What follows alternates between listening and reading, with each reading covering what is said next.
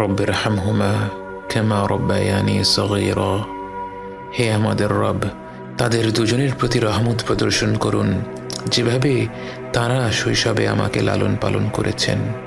বাবা মা যে পরম স্নেহ মমতা দিয়ে একজন সন্তানকে লালন পালন করেন, সৃষ্টি জগতের কোনো কিছুর সাথেই তার তুলনা হয় না। এই মমতায় কোনো স্বার্থ নেই, নেই কোনো শর্ত। যখন আমরা আল্লাহর কাছে বাবা মায়ের জন্য দোয়া করি, আমরা পৃথিবীর পবিত্রতম মমতার কথা উল্লেখ করে রব্বুল আলামিনকে বলি, আমার রব, আপনি এইভাবেই তাদের উপর রহম করুন। বাবা মায়ের জন্য এই দোয়াটি পবিত্র কোরআনের মাধ্যমে আল্লাহই আমাদের শিখিয়েছেন। অথচ আমরা যদি শুধু বলতাম রব্বিরহামহুমা, এটাও একটা সম্পূর্ণ দোয়া।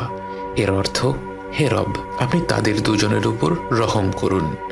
কিন্তু আল্লাহ আমাদের শিখিয়েছেন রব্বিরহামহুমা কামা রব্বায়ানি সগীরা। শৈশবে তারা কতটা স্নেহ মমতা ভরে আমাদের লালন পালন করেছেন, এ কথা উল্লেখ করতে গিয়ে আমাদের মনে পড়ে যায় তাদের অজস্র আত্মত্যাগের কথা। এই পৃথিবীর বুকে আমরা ভূমিষ্ঠ হওয়ার আগে থেকেই বাবা মায়ের আত্মত্যাগ আরম্ভ হয়ে যায়।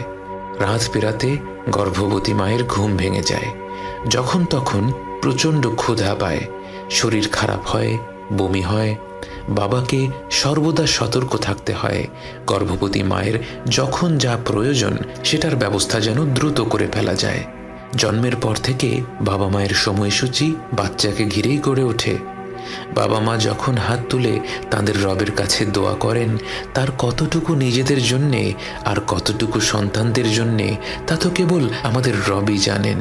এবং তিনি জানেন বলেই আমাদের শিখিয়েছেন রব্বিরহামহুমা কামা রব্বায়ানি সগীরা। হে রব, আপনি তাদের দুজনের উপর রহম করুন, যেভাবে তারা শৈশবে আমাকে লালন পালন করেছেন।